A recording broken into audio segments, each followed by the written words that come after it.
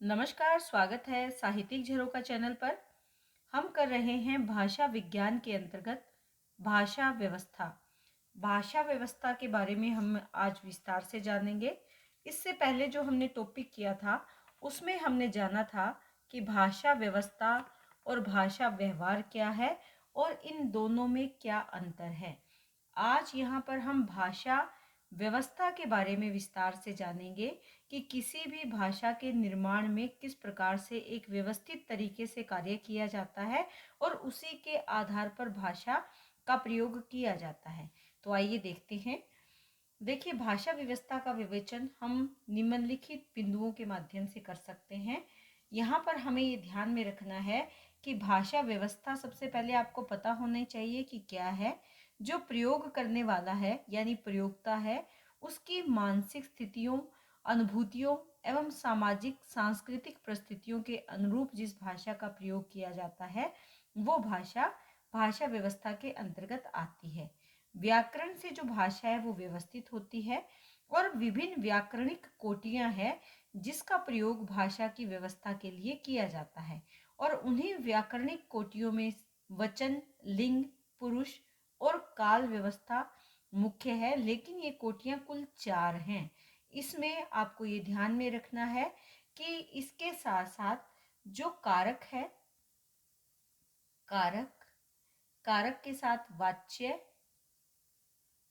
और वृत्ति तथा अर्थ,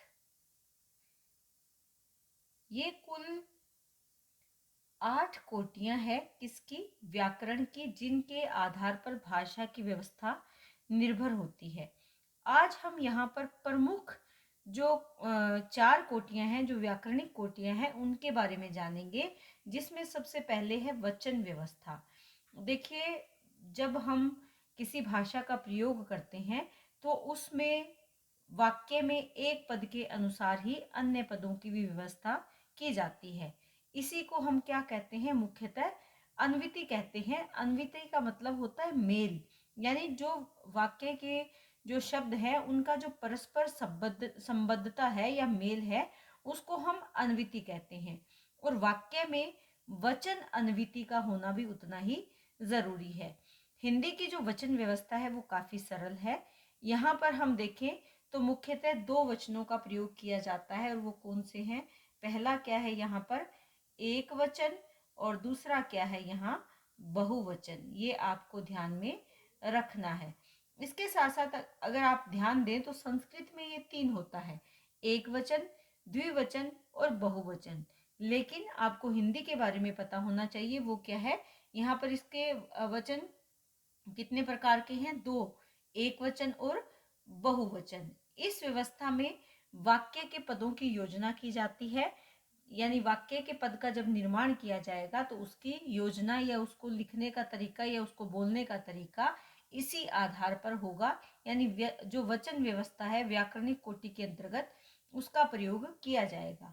जैसे हम देखें कि लड़का पढ़ रहा है, लड़का पढ़ रहा था और लड़का पढ़ रहा होगा। यहाँ पर हमने क्या किया? एक वचन, एक वचन क्या है? लड़का, यानी लड़का को आधार बनाकर हमने वचन को आधार बनाया और वाक्य का निर्माण किया। वाक्य का निर्माण वर्तमान काल, भूतकाल और भविष्य काल के आधार पर हुआ, यानी लड़का पढ़ रहा है, रहा है। इसके बाद लड़का पढ़ रहा था और रहा होगा। लेकिन यहाँ पर प्रमुख कौन है? जो एक वचन है वो यहाँ पर प्रमुख है। अगर बहुवचन की बात करें तो लड़का की जगह क्या होगा? लड़के। लड़के पढ़ रहे हैं, यानी क्या होगा यहाँ पर? रहा की जगह रहे हैं। लड़के पढ़ रहे थे और लड़के पढ़ रहे होंगे। तो इससे पूरे वाक्य को प्रभावित किया किसने? वचन ने। आरंभ में जो हमने 3 वाक्यों में लड़का शब्द था वो एक वचन था और कर्ता पद के अनुसार ही क्रिया का प्रयोग किया, यानी लड़का यहाँ पर कौन है? कर्ता है, और उसी के अनुसार हमने क्रिया का प्रयोग किया। लेकिन बाद में जो हमने बहुवचन का जब प्रयोग किया तो इससे क्रिया भी प्रभावित हुई और उसी के अनुसार क्रिया की योजना भी की गई, यानी रहा की जगह रहे हो गया, रहे हैं, रहेंगे, रहे थे और रहेंगे या रहे होंगे। तो इस तरह यहाँ पर क्रिया किससे प्रभावित हुई? वचन से प्रभावित हुई। तो ये क्या है? भाषा व्यवस्था के अंतर्गत इसका प्रयोग किया जाता है। दूसरी अगर व्याकरणिक कोटि की बात करें तो वो है लिंग व्यवस्था। देखिए, लिंग का शाब्दिक अर्थ क्या है? वह चिन्ह जिससे किसी नर या मादा की पहचान होती है। यहाँ पर स्त्रीलिंग या पुल्लिंग दो मुख्यतः जो लिंग है वो हिंदी में प्रयोग किए जाते हैं, लेकिन संस्कृत में लिंग कितने हैं? ये 3 हैं। हिंदी में मुख्यतः 2 ही लिंग होते हैं। लिंग निर्धारण के प्राकृतिक और व्याकरणिक 2 आधार हैं और लिंग व्यवस्था के अनुसार ही कर्ता पद में क्रिया का प्रयोग किया जाता है। जैसे यहाँ पर अगर हम देखें, लड़का यानी ये पुल्लिंग है। क्या लड़का स्कूल जा रहा है? जा रहा है। यहाँ पर क्रिया का जो प्रयोग हो रहा है वो किसके अनुसार हो रहा है? लिंग के अनुसार हो रहा है। जब इसी को लड़की स्कूल जा रही है तो देखिए यहाँ पर क्रिया भी परिवर्तित हो रही है। कब? जब लिंग में परिवर्तन हो रहा है। काल के अनुसार हम इसको बता सकते हैं, लड़का स्कूल जा रहा था, लड़का स्कूल जा रहा होगा।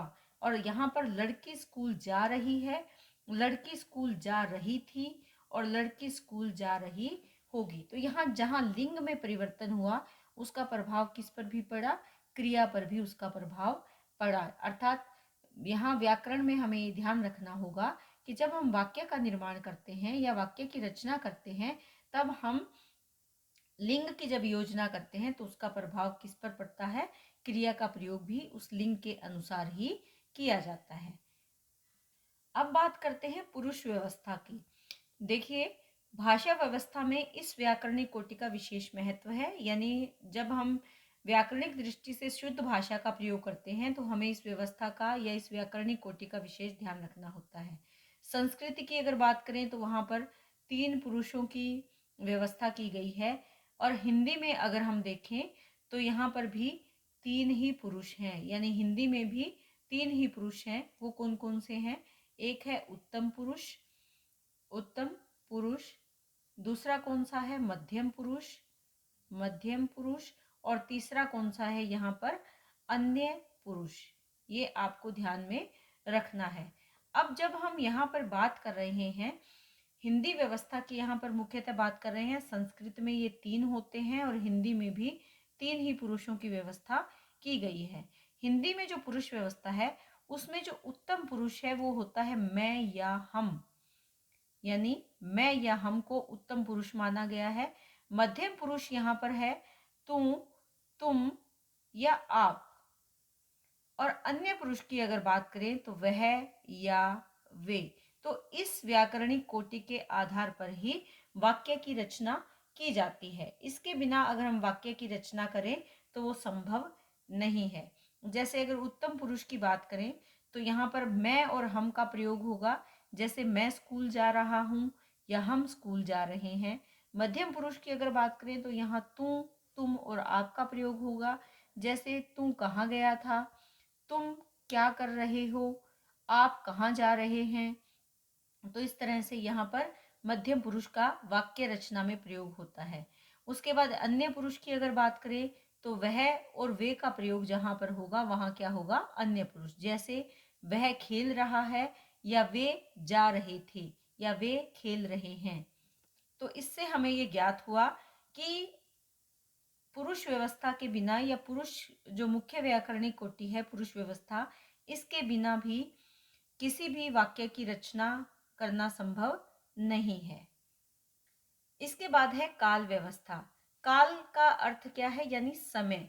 सभी जो भाषाएं हैं मुख्यतः उनमें 3 काल माने गए हैं। यानी काल के कितने भेद माने गए हैं? 3 माने गए हैं। एक तो यहाँ क्या है? भूतकाल है। दूसरा क्या है?